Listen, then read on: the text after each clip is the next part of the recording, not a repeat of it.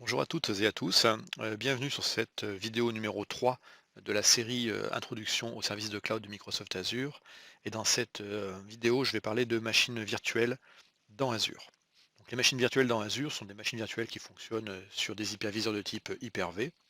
Alors Hyper-V de différentes générations. Les premières instances de machines virtuelles tournaient sur des hyperviseurs de type hyperviseur Hyper-V 2012. Et désormais, on est sur les dernières générations 2016 et 2019. Sur ces hyperviseurs, donc on va faire tourner des VM avec des systèmes d'exploitation au sein de ces VM qui seront donc du Windows Server, du Windows Client, du Linux ou du FreeBSD. Pour choisir et déployer facilement ces VM, on a tout un ensemble d'images préconfigurées qui sont disponibles dans le marketplace d'Azure, mais il est également possible d'utiliser et d'uploader ou de télécharger ses propres images.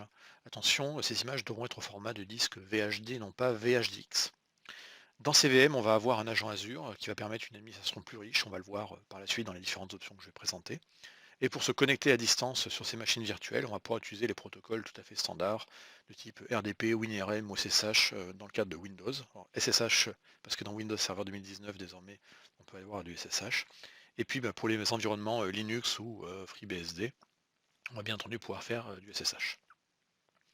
À noter, c'est que toutes ces machines virtuelles vont avoir un stockage qui sera fortement redondé, puisque à minima, en fait, chaque écriture sera faite sur 3 disques physiques différents par région Azure.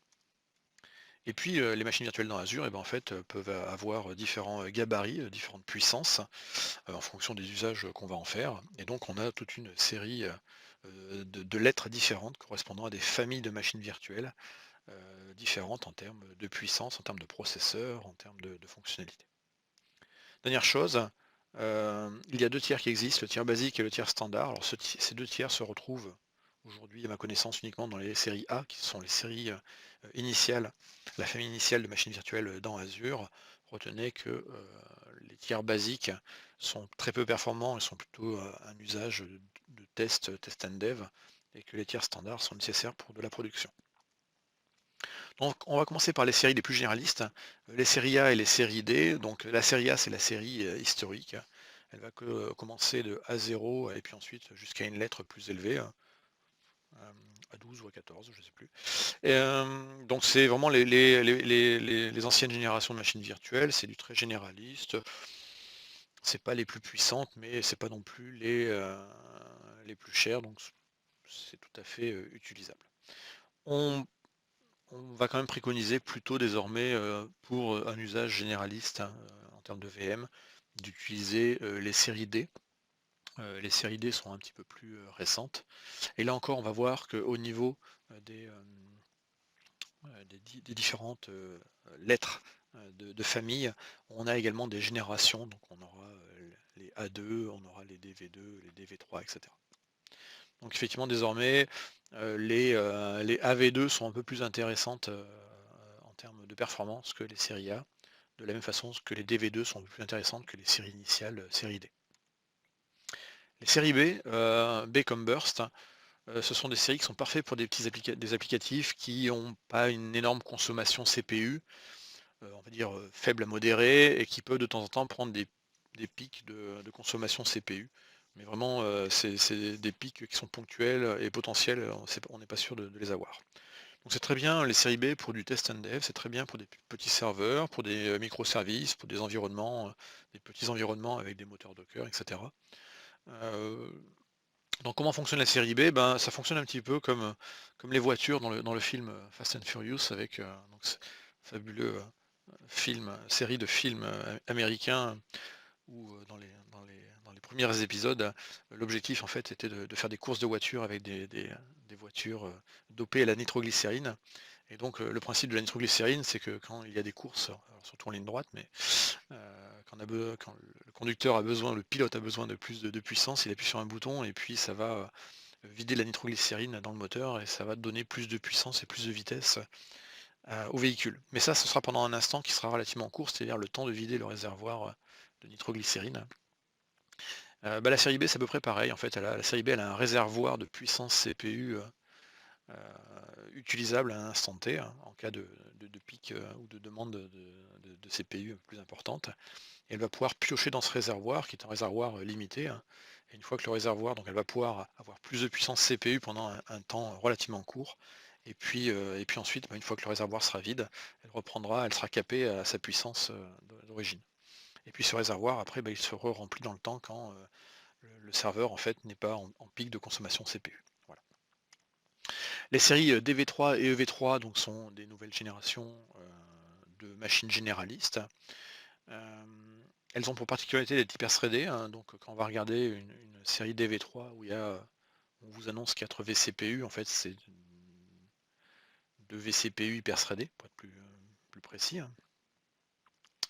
Et puis les DV3 et les EV3 tournent sur des hyperviseurs de type 2016 ou ultérieur, et donc du coup permettent de faire de la nested virtualisation. C'est-à-dire en gros de faire tourner dans la machine virtuelle Azure, euh, sous réserve d'avoir un Windows Server 2016 ou un Windows Server 2019, permettent de faire tourner en fait dans la machine virtuelle un Hyper-V. Et sur cet Hyper-V de faire retourner une VM. Bon, les scénarios sont pour moi encore à définir au-delà du test and dev, hein, mais voilà, sachez que c'est possible de faire de la nested virtualisation, donc d'avoir un hyperviseur dans une machine virtuelle Azure, à partir du moment où vous utilisez des séries DV3 ou EV3. Alors dans les séries E, on a deux types de VM qui sont un peu particulières, qui sont les E64i V3 et les E64IS V3. Donc c'est des grosses VM, parce qu'elles font 64 virtual CPU, 432 Go de RAM. Et elles sont, le I en fait est pour isolated, ou isolé. Ça veut dire que cette grosse machine virtuelle sera exécutée sur un hyperviseur qui sera dédié à un client. Donc ce ne sera pas un hyperviseur où il y aura potentiellement de manière mutualisée de VM appartenant à deux clients différents. Même si techniquement les deux clients ne soient pas, mais là on sait qu'on aura une isolation supplémentaire parce que la VM sera seule sur son hyperviseur. C'est également utilisable avec ce qu'on appelle le mode Reserve Instance. Donc le Reserve Instance dans Azure consiste en gros à prépayer à l'avance pour une durée de 1 an ou 3 ans une machine virtuelle et non plus d'être sur un usage, sur un paiement à l'usage.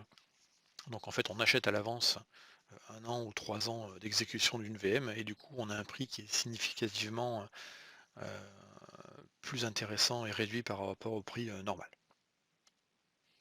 Les séries F, FV1 et FV2 sont les séries que vous devez choisir si vous avez des applicatifs qui nécessitent des très fortes performances en termes de CPU. Donc on est ici sur des Skylake,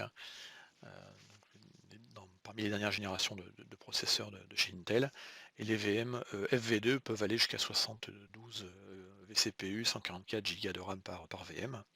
On est vraiment ici sur des workloads qui ont besoin d'un CPU vraiment puissant, par exemple du HPC, mais pas forcément que du HPC.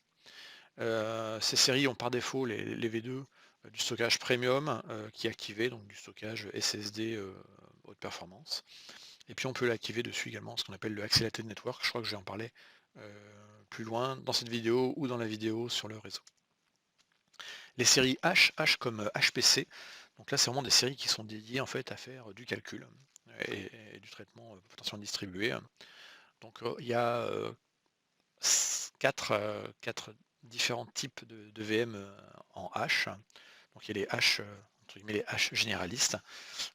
Donc là on est sur 8 ou 16 Xeon, 7 à 14 Go de RAM par CPU. Donc là on a un ratio RAM CPU qui est fait et on a de l'infiniband disponible sur ces environnements. Ensuite, on a les HB. Donc les HB sont basés non plus sur l'Intel ici, mais sur des processeurs de chez AMD, des EPYC 7551. Et là, on est sur 60 CPU et 240 Go de RAM.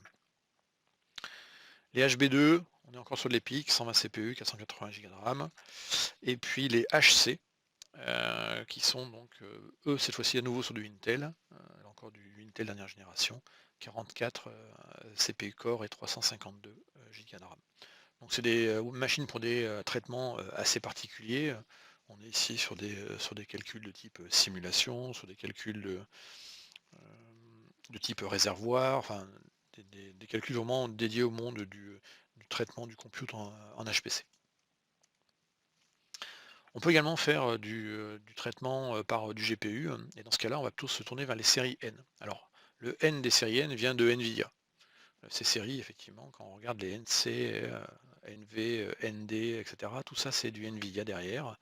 Donc, avec différentes catégories de cartes graphiques ou de cartes avec des GPU de chez NVIDIA. Donc, on va aller du K80, en passant par le M60, le P40, le P100, et puis la plus performante, la Tesla V100. Là encore, plus on monte dans les générations, donc en passant en V2 ou en V3, eh bien on a des cartes plus récentes et plus performantes, et potentiellement également plus chères. Donc les séries N, historiquement, ont toujours eu, donc c'était le N pour NVIDIA, comme je l'ai dit. Néanmoins, on a annoncé très récemment la NV4, et la NV4, en fait, ce sera une machine qui sera basée par contre cette fois-ci sur de l'AMD avec des GPU virtualisés de type Radeon MI 25. Et donc c'est le V ici, hein, qu'on trouve dans les NV4 ou la NV ou NV3. Le V, c'est pour visualization. Donc là, c'est vraiment l'objectif, c'est d'avoir une machine virtuelle qui a un ou plusieurs virtual GPU, et qui vont pouvoir faire des traitements graphiques, utiliser, je sais pas, un 3D Studio Max, ou des outils qui ont besoin de faire de la rendition avec du bon GPU, et donc potentiellement également de pouvoir faire des postes de travail qui sont virtualisés. Donc la NV4, pour moi, elle est vraiment adaptée à des environnements de type VDI ou de station de travail déportée, avec du coup des bonnes cartes graphiques, et puis après des ports via les protocoles standards tels que RDP. Les séries C sont plutôt dans le sens NVIDIA Compute, donc là c'est utilisation de GPU, donc utilisation notamment des librairies CUDA de chez NVIDIA. Et le D, c'est pour le Deep Neural Network, ou le Deep Learning. Donc D, ça va permettre en fait l'usage des GPU de NVIDIA pour des traitements de type TensorFlow, et donc utiliser en fait la puissance des GPU pour faire par exemple des phases d'entraînement de modèles en intelligence artificielle, donc en deep learning, beaucoup plus rapidement que sur des CPU. On a également des workloads un peu particuliers qui sont disponibles dans Azure. Donc pour ceux qui font du HPC, là encore, c'est un autre type de HPC, hein. On a des craies, hein. Donc, les plus anciens se rappelleront avec l'émotion de la marque Cray, hein, qui était effectivement des super ordinateurs. Aujourd'hui, Cray sont plutôt spécialisés dans la partie HPC. Et donc on a des craies qui sont disponibles dans Azure, hein, de différentes séries, hein, donc des XC ou des craies CS. Et puis on a également le stockage cray additionnel qui est disponible derrière. Donc là on est sur du assez particulier, pas disponible dans toutes les régions, et vous comprendrez probablement pourquoi. Mais voilà, sachez que ça existe. On peut en fait à la demande utiliser des craies dans Azure. Si on est sur des workloads, on va revenir sur des plus traditionnels, qui sont des bases de données, hein, distribuées notamment, de type MongoDB ou Cassandra, ou du cache avec des Redis, hein, des bases clés-valeurs. Là, les sériels sont un bon choix. Donc les sériels sont vraiment adaptés à avoir du stockage. Tout n'est pas basé sur la puissance du CPU, mais plutôt sur la partie stockage et évolution de tout ça. Là encore, deux générations, la L et la LV2. Et la LV2 change par rapport à la L, dans le sens où elle vient avec des processeurs EPYC 75, 51. Et dans la LV2, en fait, on dispose en fait de disques NVMe qui sont locales à l'hyperviseur, et donc permettant en fait d'avoir des très bonnes performances sur la VM, qui du coup est associée avec ce stockage local. Les séries G, alors G comme Godzilla, ça c'était le nom de code de ces séries, ou comme Gros en français. C'était nos premières entre guillemets très grosses VM, des VM pouvant aller jusqu'à 64 vCPU et 448 Go de RAM. Donc c'était des machines, ou c'est toujours des machines en fait qui sont des bons candidats pour on va dire des grosses bases de données. À l'origine, ça avait été plus ou moins prévu pour les produits de SAP, hein. Des choses comme ANA par exemple, hein, qui sont des bases de données de memory. Bon, 448 Go de RAM, pour certains utilisateurs de bases de prod ANA, ils vous diront que c'est un peu léger. Et effectivement, du coup, on a un petit peu plus gros qui arrive après. Le plus gros, c'est les M et les MV2, où là, on est sur des machines virtuelles qui peuvent aller, dans le cadre des séries M, jusqu'à 3,8 Tera de RAM et 128 vCPU par VM. Et sur les séries MV2, on peut aller à 5,7 Tera de RAM et 208 vCPU par VM. Donc là, on est sur de la très très grosse machine virtuelle pour des workloads très spécifiques, principalement de la base de données in-memory, du fait de la taille de la RAM qu'on a ici. Autre famille de machines virtuelles assez spécifiques, la famille DC, euh, qui sont faites pour faire ce qu'on appelle le Azure Confidential Computing. Donc ce sont des machines virtuelles qui intègrent des processeurs Xeon 2176G qui ont la technologie SGX. Donc la SGX, en fait, ça permet de faire des enclaves et donc en fait de faire on va dire, du chiffrement in-memory et permanent, de l'isolation très très forte sur les environnements. Donc ça nécessite également d'utiliser un SDK pour justement pouvoir utiliser tout ça. Donc on essaie de simplifier la technologie, mais effectivement, le but en fait d'être capable de chiffrer les données en cours de traitement. Donc on va dire que si le terme homomorphisme vous dit rien, on commence à être sur le homomorphisme ici. Les CS, assez récents. Donc les CS pour Cloud Simple, qui est une société spécialisée dans le hosting de VMware, de solutions VMware. D'accord. Donc en fait, les VM de type CS, et il y en a deux aujourd'hui, il y a deux types pas de VM, ouais, de type CS, ce sont les CS28 et les CS36. Et donc ce sont alors pas vraiment au sens pur des VM, mais c'est plutôt en fait des serveurs bare metal sur lesquels après vous allez pouvoir faire tourner des VM de type VMware.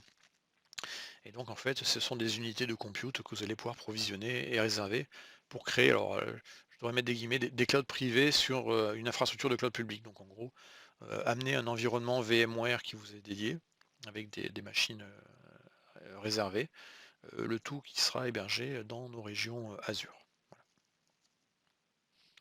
Donc du coup, la taille des différents nœuds VMware ou nœuds Cloud Simple que vous pourrez avoir, eh ben, le plus petit c'est 256 Go de RAM, avec une capacité disque brute de 5,625 Teraoctets. Et puis le CS36, on est sur un bar métal avec 512 Go de RAM et avec 11,25 Tera de données, là encore brutes, hors RAID, hors etc. D'accord. Et donc ça vous amène un environnement avec l'hyperviseur VMware ESXi et derrière avec tout le support parce qu'en fait c'est un fournisseur qui s'appelle Cloud Simple qui va assurer tout ça. Donc si on résumait finalement tout ce que je viens de raconter durant les dernières minutes sur les différentes machines, séries de machines virtuelles et de machines physiques dans Azure, et bien en gros tout ce qui est entrée de gamme, on est sur de la série A. La série B, c'est le Burstable, la machine, la VM Fast and Furious, qui a un avantage, la série B, elle est vraiment pas très, elle peut être économiquement assez intéressante. Donc elle pourrait rentrer également dans les entrées de gamme ou pour les usages de test and dev. Si vous n'avez pas trop d'idées de quelle puissance, type de processeur vous voulez, etc., probablement que le meilleur choix c'est de prendre une série D parce que c'est vraiment des séries qui sont assez équilibrées et très généralistes.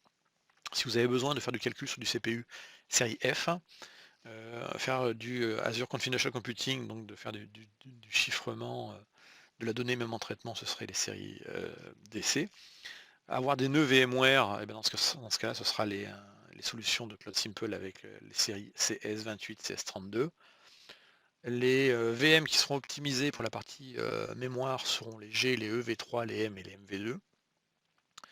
Si vous avez besoin de bases de données distribuées de stockage, ce sera plutôt des séries L.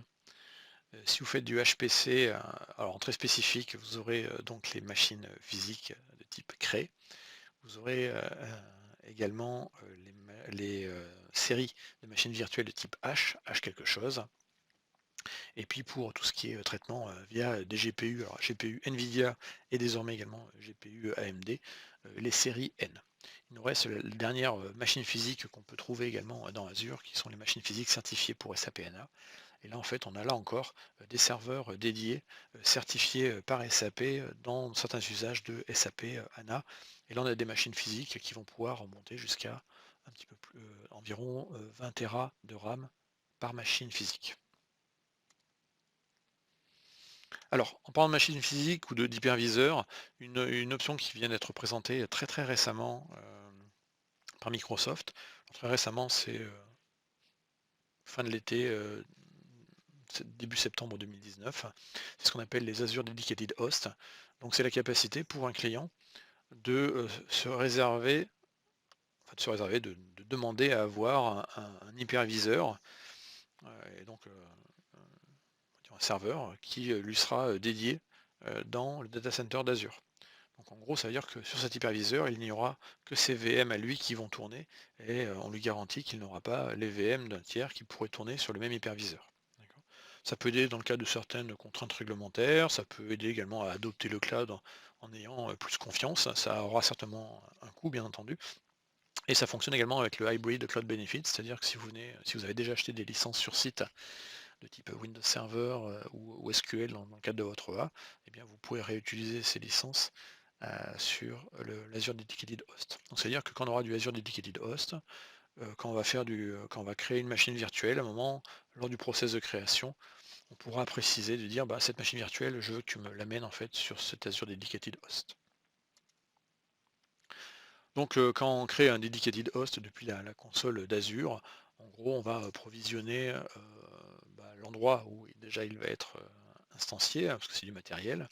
On va choisir le type de famille qu'on veut avoir sur le matériel, donc la puissance, le groupe de hosts, parce qu'on peut avoir plusieurs dedicated hosts au sein d'un groupe, et puis le domaine de panne derrière, avec des options pour remplacer le host en cas de panne.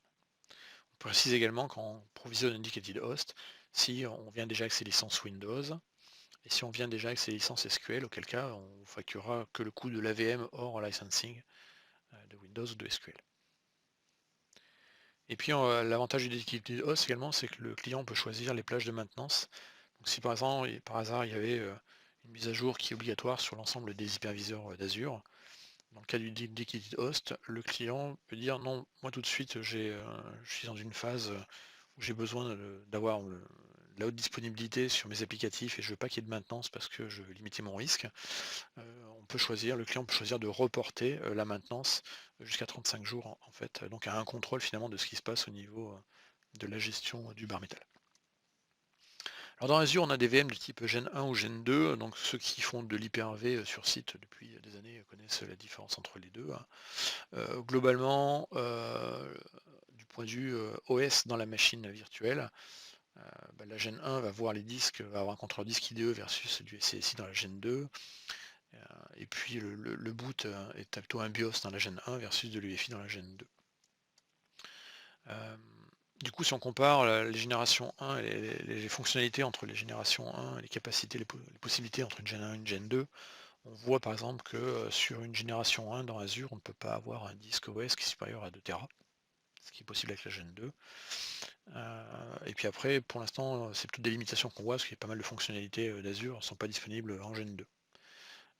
Les Gen 2 également sont assez limités aujourd'hui dans Azure à des images particulières, donc on est sur des versions de Windows 2012 à 2019. On voit qu'il y a ici par exemple pour l'instant pas encore de Linux dans les Gen 2.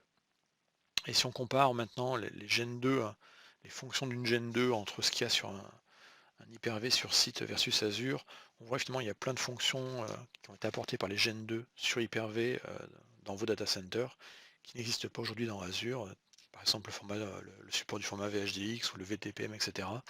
Donc aujourd'hui j'ai pas vraiment de préconisation, j'encouragerais pas forcément tout de suite aujourd'hui à faire du Gen 2 en VM dans Azure, parce que je suis pas certain qu'il y ait vraiment encore un énorme bénéfice. Il y a plus pour moi d'inconvénients que de bénéfices à utiliser du Gen 2. Là encore, la vidéo est enregistrée en septembre 2019. Il est possible qu'après les différences se gomment et qu'il y ait des avantages à avoir du Gen 2. Pour l'instant, à mon avis, ce n'est pas le cas et c'est pas la peine, je pense, de l'encourager aujourd'hui. Les machines virtuelles qui sont dans Azure, on va pouvoir mettre bien entendu des OS Windows dessus, clients et serveurs, du Linux. On a beaucoup de Linux maintenant. Je crois que d'ailleurs la part d'OS Linux et de VM Linux dépasse désormais la part, le nombre de VM Windows. On peut également avoir du FreeBSD et de l'OpenBSD, même si c'est moins demandé aujourd'hui, moins utilisé, en tout cas par nos clients. Globalement, effectivement, l'OS qui devient majoritaire, c'est Linux. Pour les applications Windows Server supportées, alors supporter veut dire que si vous appelez le support et qu'il y a un problème, le support va vous aider.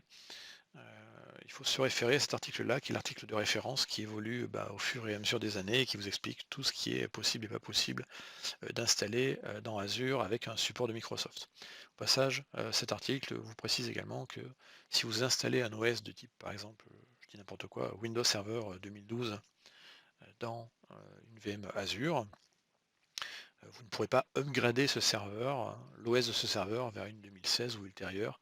Ça fait pas partie des choses supportées. Donc si vous voulez, du coup passer à une version ultérieure de Windows, il faudra redéployer une nouvelle, VM à côté, et après décommissionner la première. Donc les systématiques supportées, vont, étonnamment de Windows Server 2003 à plus. Alors, avec un petit bémol, c'est-à-dire que si on veut, installer à un instant T, un Windows dans Azure, qu'on passe par le marketplace, la version minimum, qui sera proposée devrait être, je crois, du 2008 R2 ou du 2012 aujourd'hui. On ne va pas trouver d'images préconfigurées 2003. Les 2003 sont amenés dans le cadre de migration avec des images particulières. Dans tous les cas, 2003 n'est plus supporté, hein. Je ne pourrais qu'encourager, la la la suppression et l'éradication de ces vieux systèmes d'exploitation qui sont vraiment plus adaptés, au monde d'aujourd'hui, hein. Là, on parle d'OS qui ont 16 ans à peu près. Donc il faut pas les garder, voilà. Côté Linux, on supporte et sont disponibles dans le marketplace un grand nombre de distributions, en tout cas les plus couramment utilisées, que ce soit des distributions de type open source ou des distributions de type commercial, comme Red Hat par exemple, ou Oracle.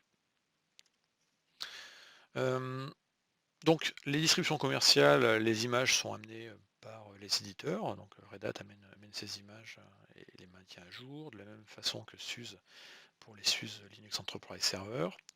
Pareil pour, Oracle ou, pour Clear Linux de Intel. Et puis on a également des distributions qui sont, entre guillemets, «communautaires», open source, telles que alors CentOS qui lui est amené par qui est dont le maintien de la version dans Azure est fait par, une société qui s'appelle RogueWeb. Et Debian, elle, qui est assurée, par, le maintien par, Creative. Ubuntu, c'est Canonical qui fournit, qui gère les maintiens et les mises à jour. Alors après, chaque distribution a un petit peu ses spécificités, mais, il y a des choses intéressantes par exemple, c'est que sur Ubuntu, en fait, le kernel a été un petit peu taillé, sur mesure pour Azure, afin d'optimiser le fonctionnement d'Ubuntu sur Azure. Il faut savoir qu'également, on utilise beaucoup d'Ubuntu également, pour certains services, d'Azure, des choses comme HD Insight par exemple, ou Azure Kubernetes Service. En fait, les nœuds qui sont utilisés ou les hosts, sont de l'Ubuntu.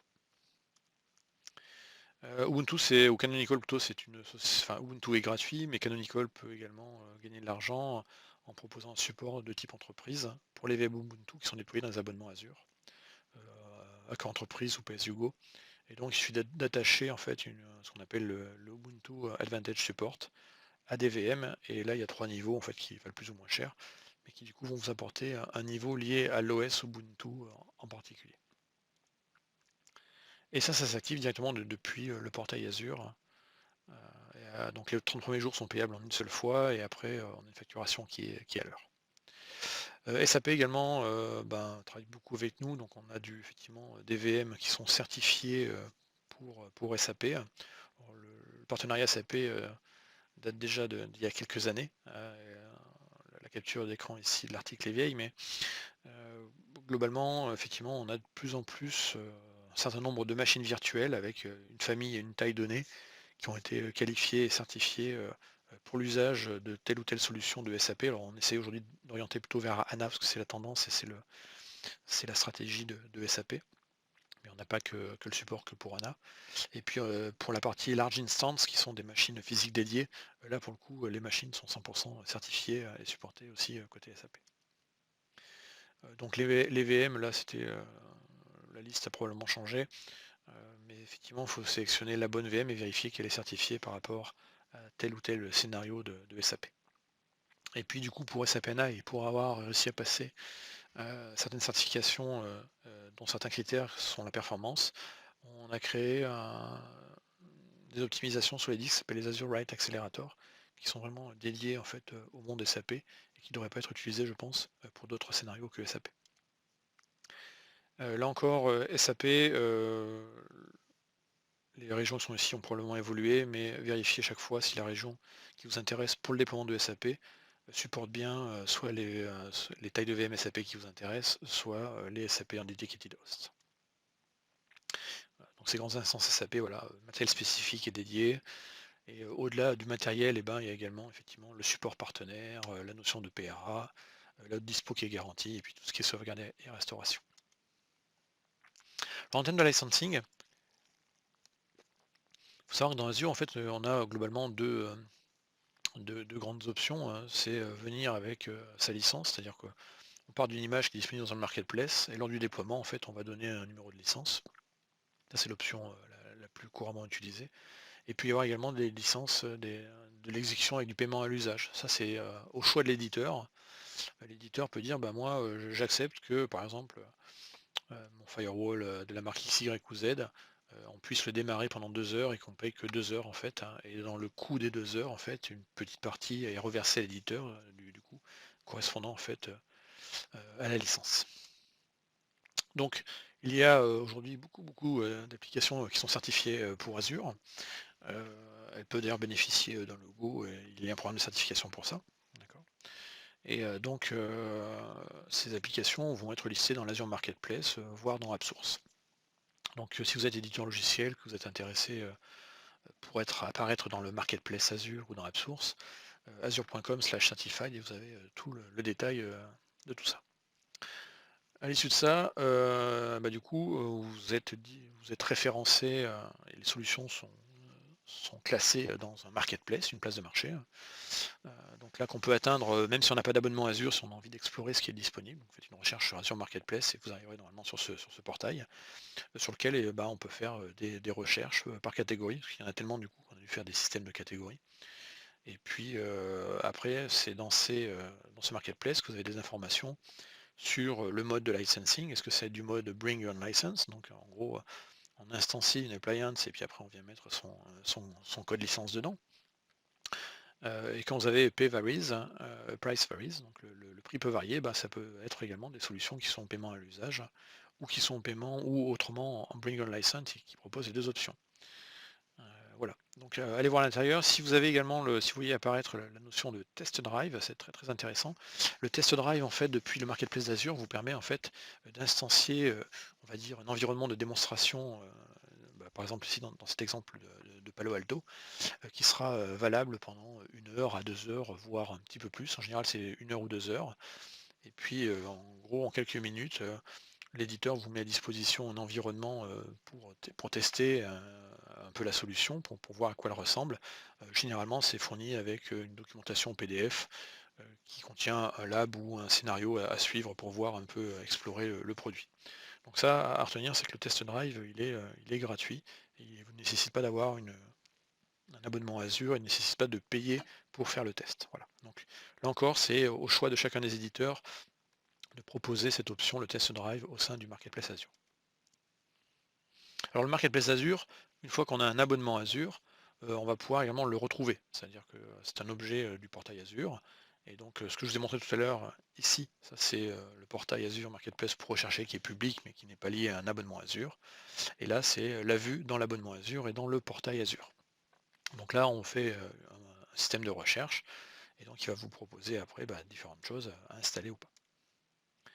Alors, le marketplace est quelque chose qui est public, hein, mais suite à notre expérience et puis aux demandes de nos partenaires éditeurs, on propose désormais une version privative du marketplace.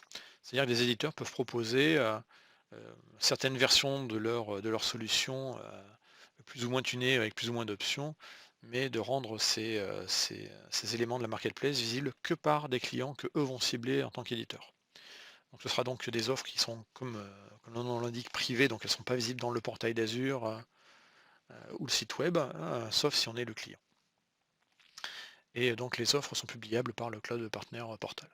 Donc les scénarios d'usage pour cette option que sont les Private Offers, ce sont tout ce qui est opérations promotionnelles avec des SKU remisés, c'est pour faire tester des versions bêta à des audiences limitées, c'est pour faire des offres un petit peu tunées spécialement pour un client et donc du coup de lui exposer dans le marketplace mais que pour lui et pas pour les autres. Enfin, voilà. C'est un petit peu les scénarios pour lesquels ça a été prévu. Et donc quand on a un abonnement Azure et qu'on est logué et qu'on on nous a été, sur notre abonnement a été affecté des private offers, des offres privées, eh bien on voit un bandeau qui apparaît et qui dit qu'on a accès à des private offers. Et donc ici on voit les solutions qui ont été proposées et qui sont que pour moi ou proposées par l'éditeur. En termes de sécurité, considération basique, les machines sont accessibles par défaut en mode Quick Start depuis Internet. Donc les modes Quick Start, c'est certains assistants assez rapides qui permettent très rapidement de démarrer une VM, ou c'est des lignes de commande simplifiées où on vous demande peu d'informations et du coup on fait des choix pour vous. Donc quand on a besoin rapidement en mode Quick Start d'une VM, euh, la plupart du temps, effectivement, si la VM est une VM Windows, elle sera directement accessible depuis Internet en RDP, parce qu'il faut bien se connecter dessus après pour finir le travail, ou un SSH pour les machines Linux ou FreeBSD. Par défaut, les machines accèdent à Internet en sortie. Donc, les routes 0.0 vont permettre aux VM d'aller sur Internet et de résoudre l'Internet. Ça après on va voir qu'on pourra le changer dans la vidéo sur le réseau. Mot de passe complexité exigé, je pense que c'est encore 12 caractères minimum. Donc mot de passe complexe. Si on est sur une machine Linux, on va plutôt quand même encourager d'utiliser une clé SSH. Mais on peut également venir sur du Linux avec un mot de passe. Les mises à jour sont sous votre responsabilité, donc partie système d'exploitation et partie application. On est sur de l'infrastructure de service.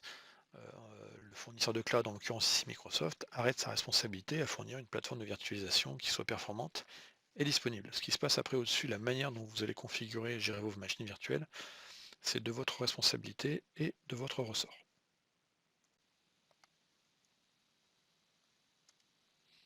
Concernant les images et les disques, donc on va fournir des images de système d'exploitation. Elles sont fournies effectivement donc, par Microsoft dans le cadre des images Windows, SQL ou autres, ou par des partenaires. Donc ça c'est exactement ce qu'on a vu au préalable dans le marketplace. Exemple, une image d'OS Red Hat Enterprise Linux, ce sera fourni par Red Hat. Ou ça peut être des images qui sont créées par le client. Donc on peut parler ici de master. Vous pouvez tout à fait créer votre propre image de système d'exploitation par rapport à vos critères et votre personnalisation et la mettre après à disposition dans Azure pour pouvoir après déployer des VM depuis cette image. Les images de base qu'on fournit sont souvent des images d'OS. C'est des images, donc les images sont par définition sysprépées dans le cas de Windows ou généralisées au sens large, c'est-à-dire qu'en gros l'image est dépersonnalisée en termes de nom, elle ne doit pas contenir de secrets tels que des clés SSH, elle ne doit pas avoir du paramétrage tel qu'une adresse IP fixe, etc. Et les images sont par définition en lecture seule.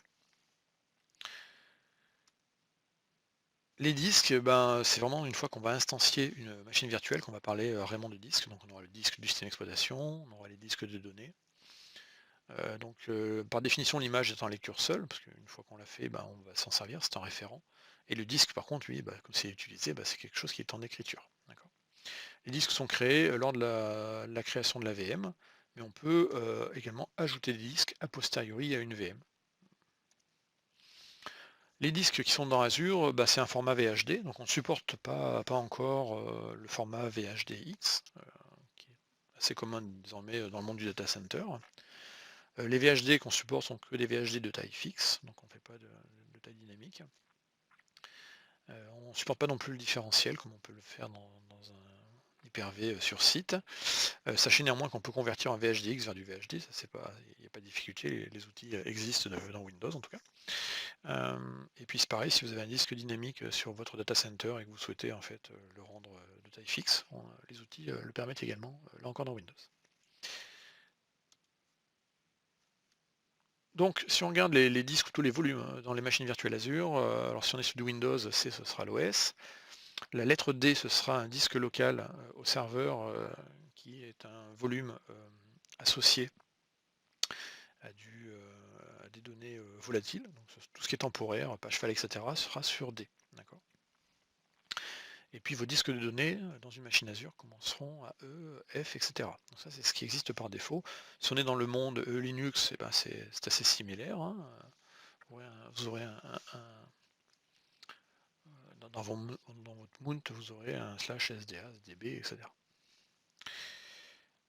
Important, le volume D, ne pas y mettre de choses auxquelles vous tenez. C'est un disque volatile. Si vous arrêtez la machine virtuelle qui a l'air démarrer, vous aurez perdu les données. Si la machine est déplacée vers notre superviseur, vous perdez vos données, etc. Donc disque D, c'est pour du temporaire et uniquement du temporaire. Ça, ce sont les lettres qui sont définies, les lettres de volume qui sont définies par défaut dans Azure. On a eu le cas de clients qui, dans leurs critères, dans leurs applications, avaient déployé des choses sur des deux points parce que c'était dans leur script d'installation, dans leur procédure, etc.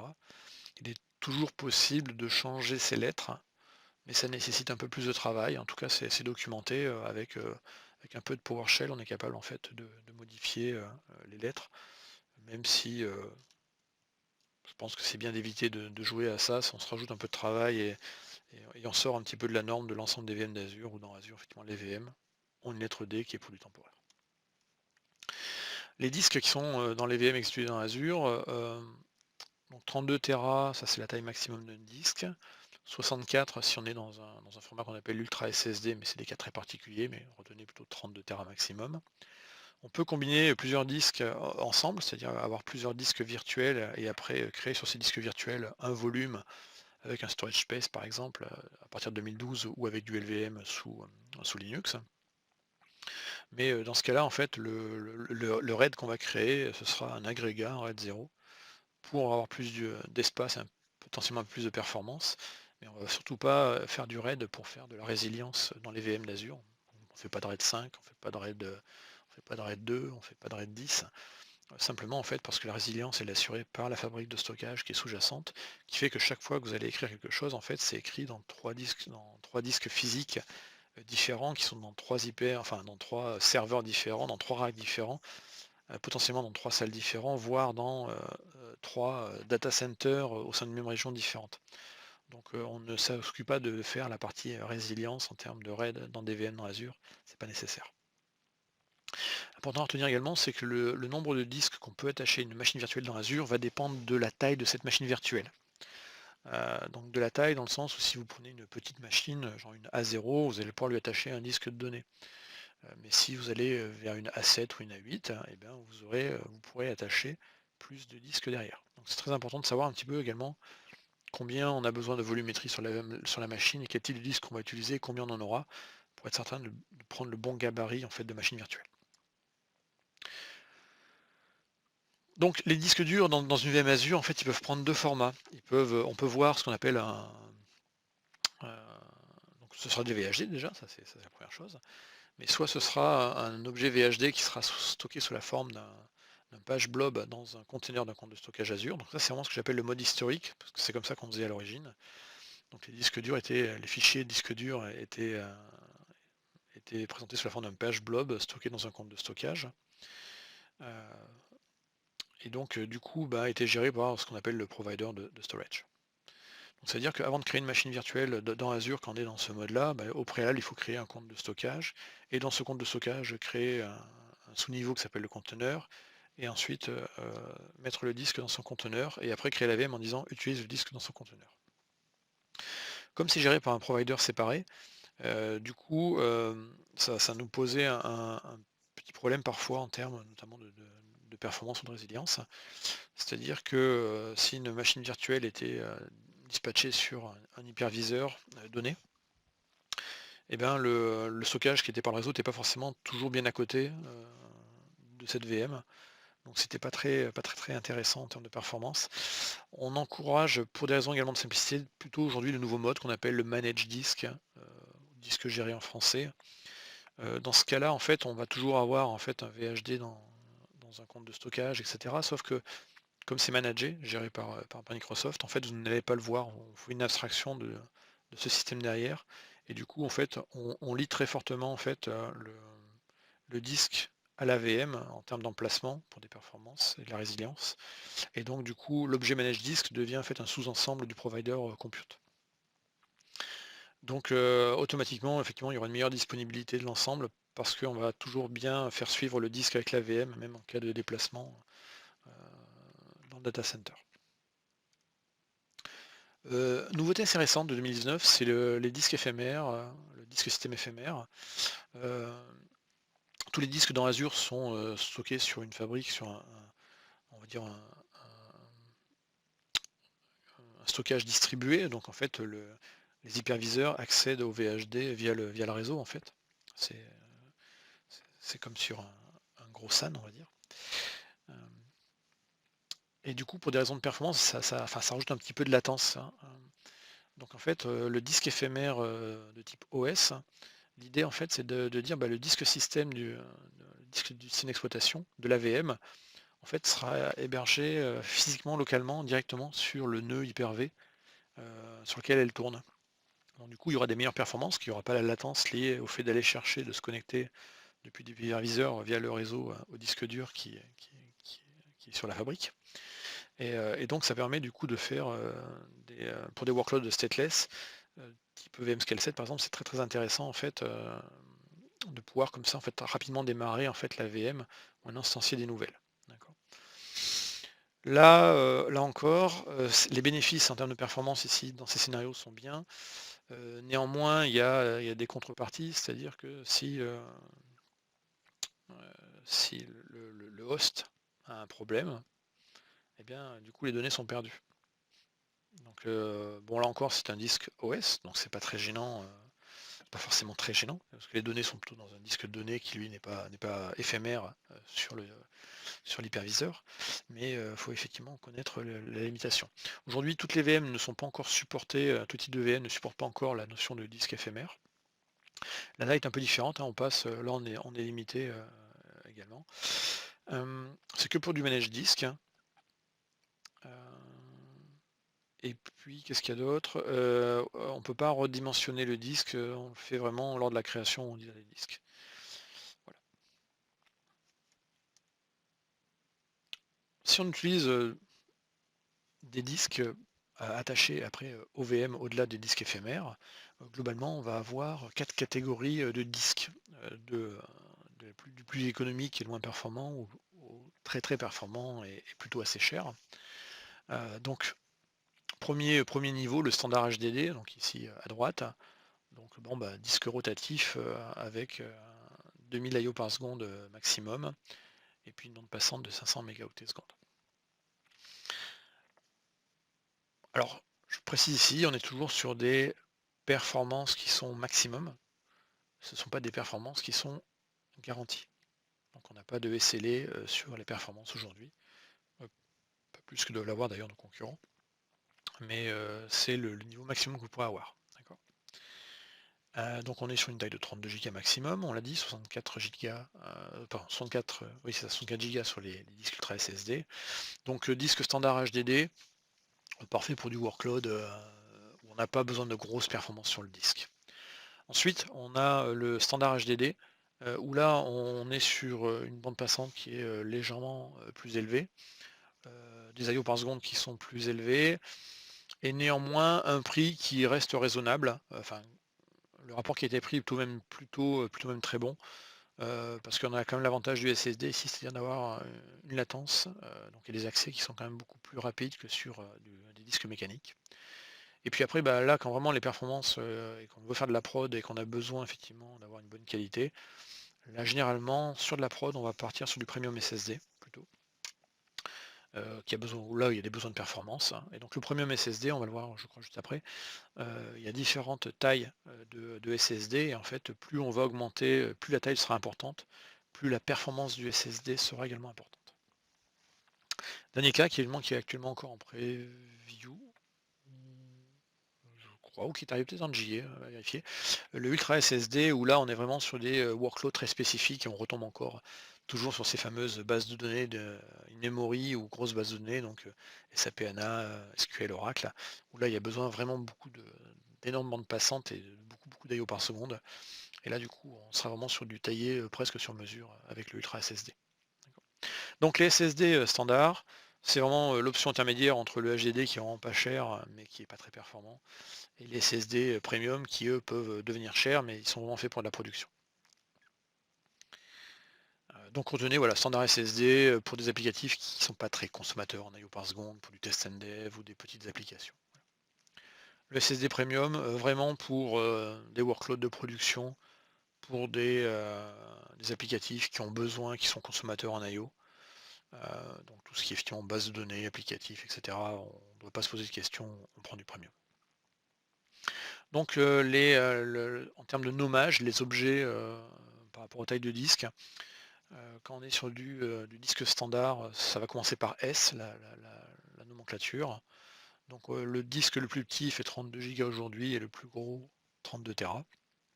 Donc le S4 c'est le petit et le S80 c'est le très gros. On remarquera qu'ici, sur la bande passante, le throughput par disque, on est sur 60 mégaoctets secondes du S4 jusqu'au S50, et c'est à partir du S60, donc sur vraiment des plus gros disques, 8, 16, 32 Tera, qu'on commence à avoir du coup également un throughput qui devient beaucoup plus important, 300, 500 mégaoctets secondes.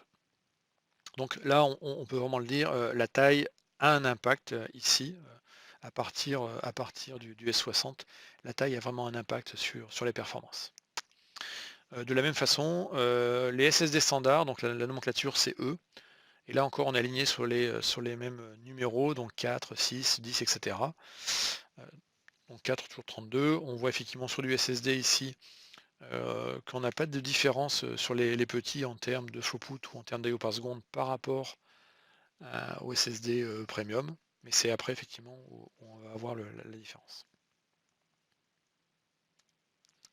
Et puis ben, l'Ultra SSD, alors là on va avoir une très très faible latence, on a travaillé pour que ce soit inférieur à 1 milliseconde, et là, comme je disais, c'est un peu du sur mesure, c'est une configuration variable en termes de bande passante, d'IO et de capacité. Donc on peut choisir la bande passante qu'on a besoin entre 1 et 2000 mégaoctets secondes, avec des IO par seconde de 280 000 par disque, ce qui est simplement énorme. Enfin, c'est même 160 000 sur le dernier disque. Et capacité 64 Tera, de 4 à 64 Tera. Le scénario d'usage, là encore, les grosses bases de données, SQL, Oracle, SAP HANA. Au-delà de ça, je pense qu'il y a peu de raisons de trop toucher à ces disques. Effectivement, le 160 000, c'est sur la dernière taille de disque, c'est le 64 Tera. Donc voilà, vous avez ici le panel finalement des choix en termes de disques. Donc réservez plutôt les standards HDD pour du test and dev ou du stockage, d'archivage, genre vous avez un serveur de backup et puis il a besoin de beaucoup de disques pour sauvegarder tout ça. Bon, ok, le HDD ira très bien. Majoritairement du standard SSD pour les environnements de pré-prod ou pour les environnements qui ne sont pas très exigeants en termes de performance sur les IO. Et puis pour le reste, privilégier quand même le premium SSD. L'Ultra SSD plutôt sera réservé dans des cas assez extrêmes. Ces disques dans les machines virtuelles, donc ils sont stockés sur des comptes de stockage qui eux-mêmes sont chiffrés at rest. On en reparlera dans la vidéo sur le stockage. Mais les disques durs, donc ces fameux VHD, peuvent être également eux-mêmes chiffrés et dire ben, mon OS Windows ou mon OS Linux, en fait, ben, le disque sera chiffré et les disques, donc, le système et les disques donnés seront chiffrés. Donc, deux technologies sont utilisées pour ça, donc on appelle ça Azure Drive Encryption, mais on va s'appuyer sur deux technologies intrinsèques disponibles dans les OS. Donc DMCrypt dans le cadre de Linux et BitLocker Drive Encryption dans le cadre de Windows. Et donc bon, en termes de scénario de mise en œuvre, globalement, bah, soit lors de la création de la VM, en fait on base la création de la VM sur un VHD qui a été chiffré au préalable par le client et qui a été téléchargé dans Azure, soit directement on crée une nouvelle VM depuis l'Azure Gallery et on la chiffre lors du processus de création. Soit on a une VM qui est déjà exécutée dans Azure, qui n'est pas chiffrée, et on active les processus de chiffrement par l'OS de ces différents disques de la VM. Pour ce qui est clé de chiffrement, bah, la clé c'est une clé BitLocker dans le cadre de Windows, donc une BEK, une BitLocker Encryption Key. Quand on est dans le cadre de Linux, avec le DMCrypt, on aura une passphrase. Et on va stocker ces fameuses clés à l'extérieur de la VM, bien entendu, on va les stocker dans un Azure Key Vault, dont on reparlera dans une prochaine vidéo sur la partie sécurité, mais retenez que c'est une sorte de coffre-fort à clé. Donc ça veut dire que si quelqu'un volait arrive à télécharger le VHD de la machine Linux ou de la machine Windows, et bien en fait, dès qu'il voudrait démarrer le réinstancier ailleurs, eh bien ça ne fonctionnerait pas parce que la première opération qui aura besoin pour démarrer, c'est d'avoir la clé pour pouvoir déchiffrer.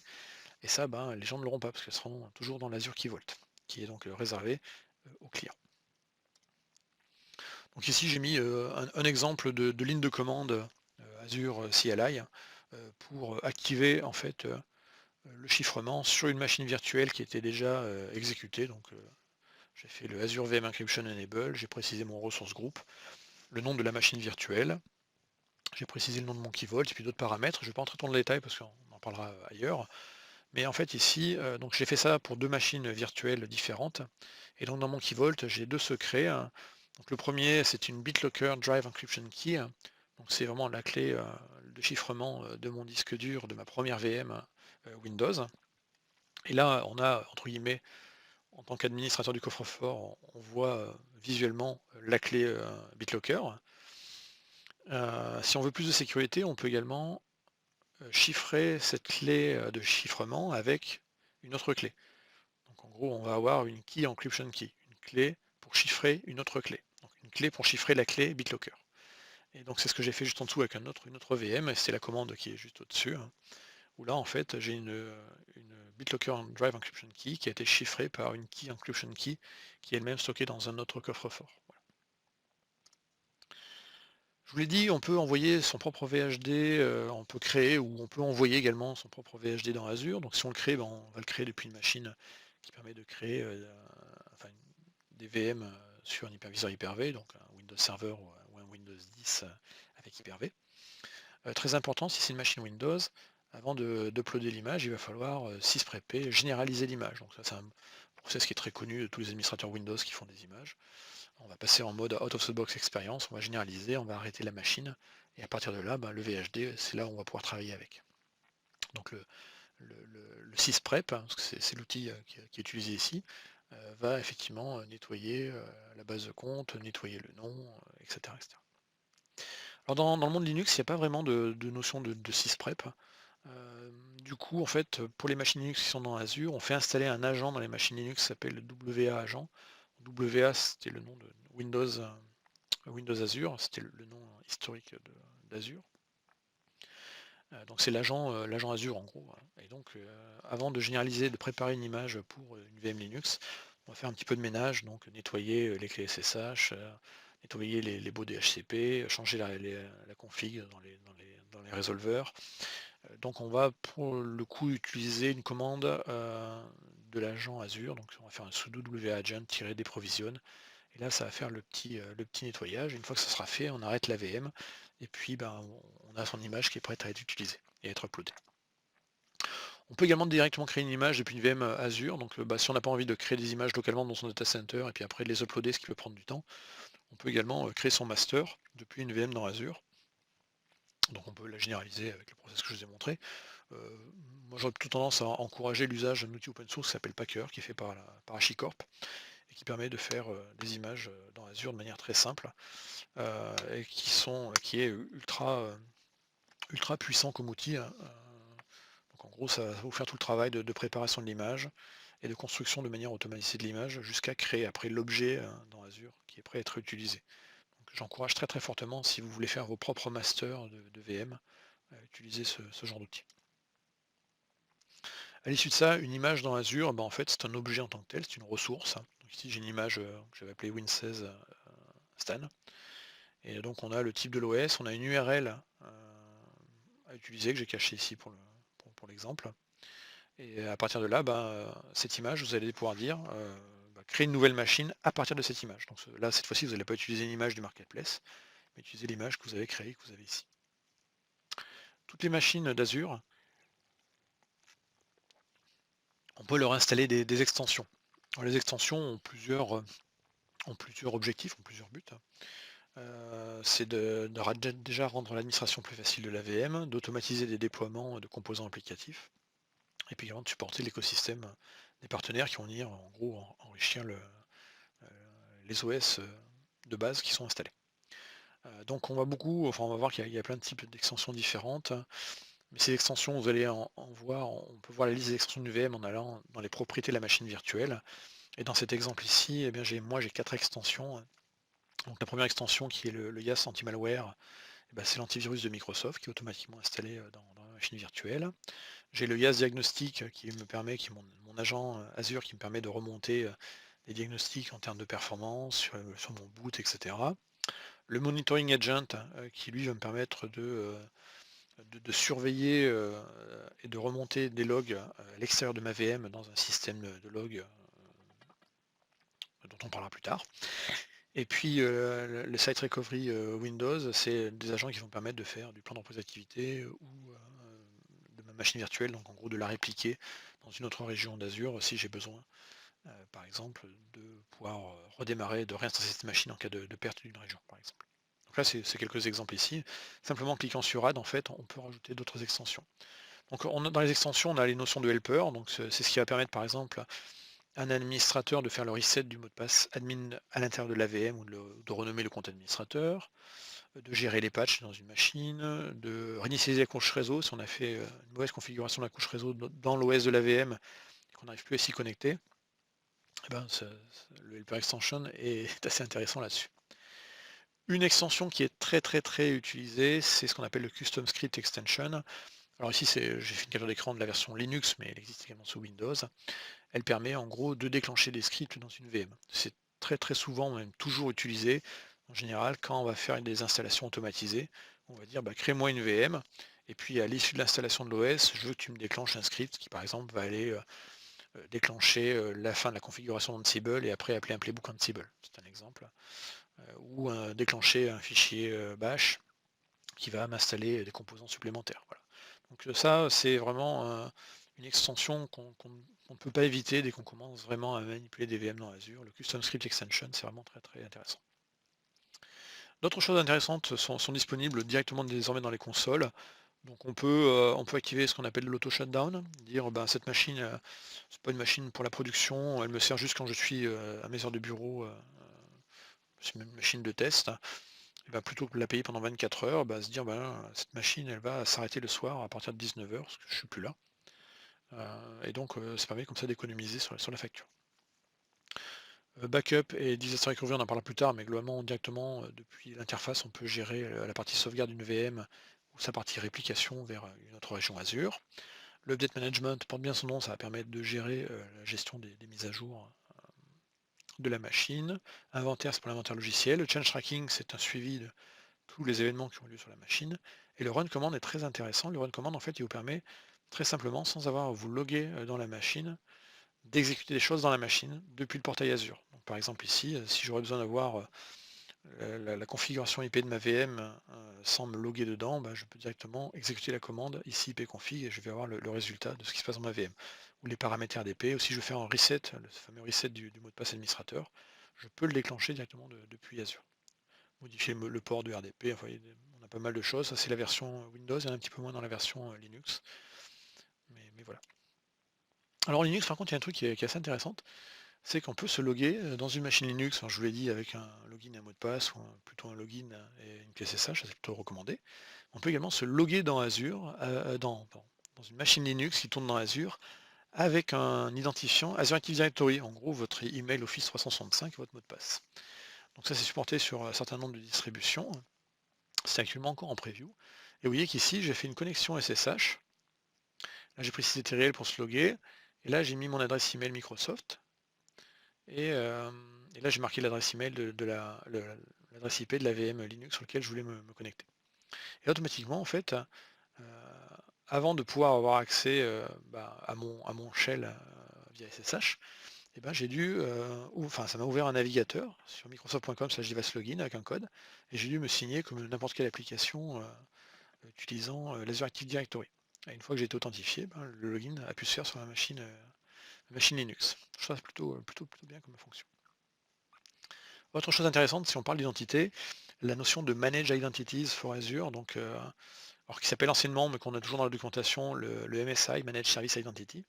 L'idée, c'est de pouvoir donner une identité à des ressources dans Azure.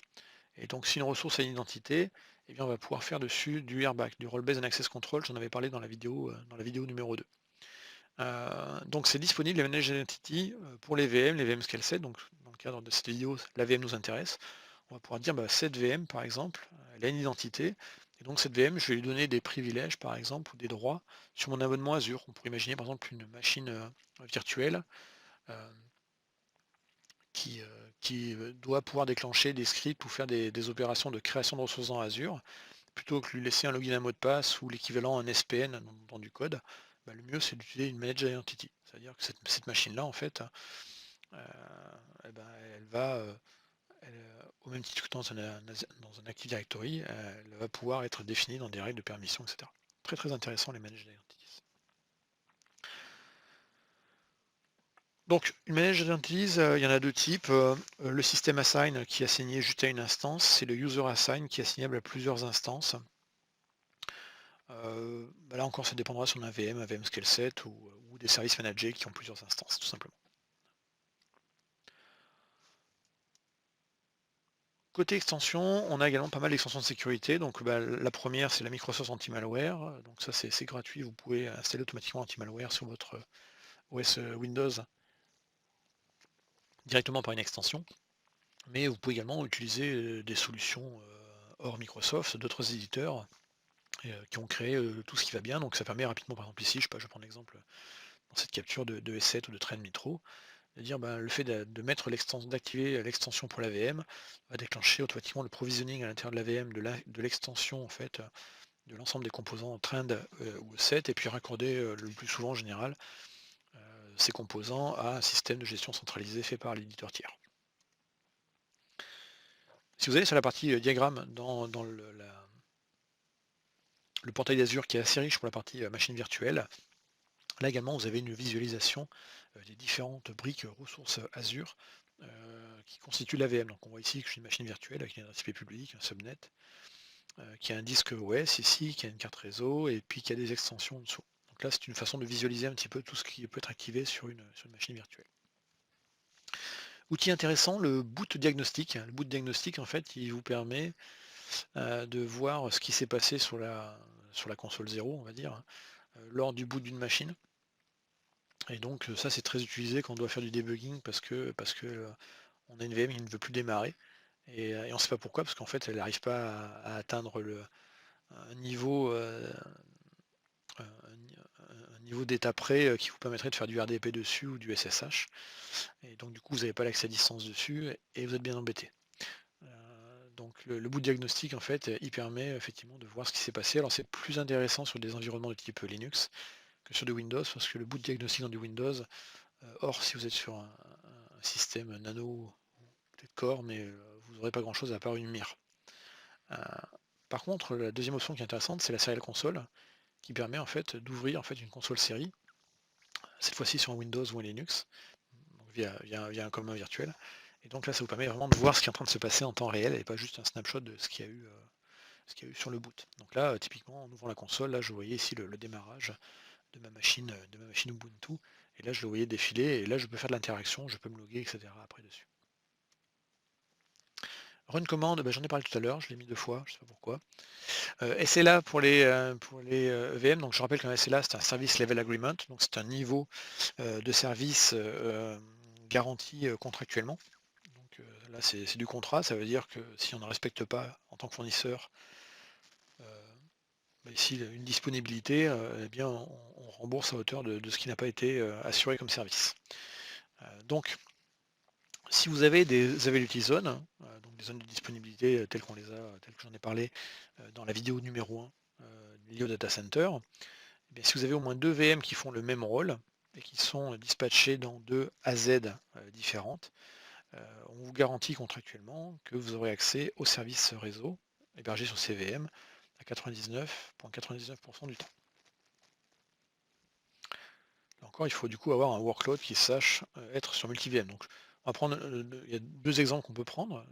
On pourrait dire, si par exemple j'ai 2 contrôleurs de domaine Active Directory, c'est intéressant de les mettre sur des AZ différentes. Ça veut dire que du coup, le service Active Directory, donc tous les services associés, le LDAP, le Kerberos, enfin l'authentification, tous les services réseau fournis par un contrôleur de domaine Active Directory, à partir du moment où ils sont dispatchés dans des multi-zones, eh bien, on sait que l'AD sera disponible, ou ces services-là sont disponibles 99,99 du point de vue contractuel. Exemple numéro 2, vous avez des frontaux de serveurs web. Intéressant effectivement de dispatcher les frontaux dans différentes AZ pour avoir plus de disponibilité. Voilà. Là encore, il faut des workloads qui permettent d'être en ferme de serveur ou de le supporter. Si on est dans une région où on n'a pas les AZ, il y a encore quelques régions qui n'ont pas les AZ, on va pouvoir utiliser ce qu'on appelle les Availability Set. Donc l'Availability Set, le SLA il est un petit peu plus faible, il est de 99-95. Et sinon les conditions sont les mêmes, 2 VM minimum et garantie d'accès au réseau au moins une CVM. Et si on a un workload qui n'est composé que d'une seule VM, parce que l'application est un petit monolithe ou un gros monolithe, où tout doit être installé sur la même machine, et bien la seule façon que vous soyez couvert par un SLA concernant la disponibilité de ces machines virtuelles, c'est d'avoir du stockage SSD premium. Et là potentiellement vous pouvez avoir des indisponibilités, mais elles seront planifiées, parce que des moments on pourrait avoir une intervention sur l'hyperviseur, et c'est avec une VM, l'intervention va générer une indispo, mais si elle est planifiée, elle ne rentre pas dans le cadre des SLA. Du coup, petit point sur les Availability Set, c'est un regroupement logique de plusieurs machines qui font le même service réseau. Et ça permet à la fabrique d'Azure en fait, de répartir ses VM sur différents domaines de panne et domaines de mise à jour. Donc un domaine de panne, par exemple, c'est je ne vais pas mettre 2 VM sur le même hyperviseur. De la même façon, on ne va pas mettre 2 VM sur le même rack. Parce que si le rack il a un problème électrique, on perdrait les 2 VM. Et puis, je ne vais peut-être pas mettre les 2 VM dans la même salle où il y a une seule arrivée électrique. Voilà, ça c'est un domaine de panne. Donc la fabrique va dispatcher les VM dans différents domaines de panne, donc différents serveurs, différents racks, potentiellement différentes salles, voire différents bâtiments. Le domaine de mise à jour, c'est un peu différent, c'est quand on va avoir des plans de mise à jour, par exemple sur les OS des hyperviseurs, pour des raisons de sécurité ou autres, ou je sais pas, des mises à jour de firmware, de Tor switch. On va faire des mises à jour par lot, hein, et en gros on a découpé nos data centers en différents domaines de mise à jour. Et bien l'idée en fait c'est de pas à un moment avoir ces 2 VM qui sont dans le même domaine de mise à jour où en même temps seront mis à jour tous les Tor switch qui sont de cet ensemble et là où on a nos 2 VM. Donc le domaine de mise à jour, l'idée là encore, et la 7 va faire ça pour vous, il va dispatcher les X VM ou les 2 ou plus VM dans différents domaines de mise à jour, faire en sorte que une mise à jour va impacter potentiellement une VM, mais n'impactera pas le reste. Et ça se combine bien entendu avec l'équilibrage de charge réseau, parce que si on a par exemple des frontaux web, l'accès au réseau, c'est le load balancer qui va être capable de faire le dispatching.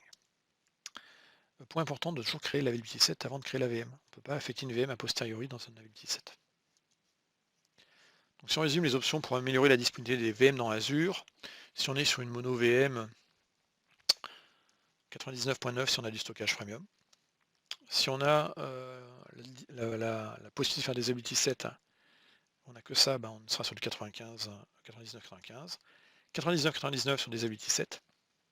Et puis dernière chose, rien n'empêche d'avoir une redondance au niveau de ces données. Donc on encourage d'utiliser le disaster recovery, donc d'utiliser la réplication d'une VM vers une autre région pour se dire si j'ai un problème, effectivement, je vais redémarrer dans l'autre région. A noter que sur la partie stockage, les disques étant managés, les disques dans les comptes de stockage étant dans des comptes de stockage, on peut faire de la géoréplication également. Et dans ce cas-là, on sera avec une région API. La géoréplication du stockage se fait uniquement par des régions API. Dernière chose, les VM Scale Set. Donc les VM Scale Set, en gros, c'est la gestion d'une ferme de VM comme un seul objet. On gère une ferme à la place de gérer unitairement plein de VM. Donc toutes les machines sont identiques. C'est vraiment un objet qu'on doit utiliser pour des environnements de type stateless. Typiquement des nœuds Kubernetes, typiquement des frontaux web, voilà, des choses comme ça. Des choses qui peuvent disparaître et apparaître, mais dont l'état n'est pas sauvegardé dans la VM en tant que tel. Donc le mécanisme fourni par le MScale 7, ça va permettre en fait facilement de faire de l'autoscaling, en gros d'agrandir ou de réduire le nombre de membres de la ferme en fonction de déclencheurs. Donc les déclencheurs peuvent être des déclencheurs de type programmé, dire par exemple le week-end j'ai moins d'activité donc je réduis la ferme et je le réaugmente la semaine ou l'inverse. Ou là ça peut être des métriques qui vont déclencher l'élasticité en disant dès que je dépasse telle consommation de CPU, je suis au-dessus de telle consommation, j'augmente ma ferme, et quand je suis en dessous de telle consommation, je réduis. Les VM Scale 7 fonctionnent avec les disques managés, mais c'est pas obligatoire, mais on encourage d'utiliser les disques managés dès qu'on va commencer à vouloir des scale sets qui soient plus gros. C'est-à-dire au-delà de 100 VM, il faudra des disques managés. Et puis l'avantage des disques managés, c'est que c'est facile de faire des snapshots, pour pouvoir faire des sauvegardes aussi. Les mises à jour également sont faites de manière automatisée, dès qu'il y a des mises à jour de correctifs. Là encore, c'est du stateless, donc et puis il y a une rotation automatique qui est ordonnancée pour en fait faire la rotation des images directement. Je rappelle qu'un VMScale 7 est basé par rapport à une image. Donc on met à jour l'image et du coup ça déclenche la rotation du VMScale 7.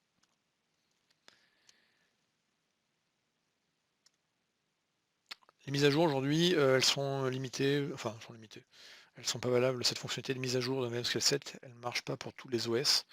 On est 2012 R2 et ultérieur, et Ubuntu 16.04, peut-être la 18.04 à vérifier aujourd'hui.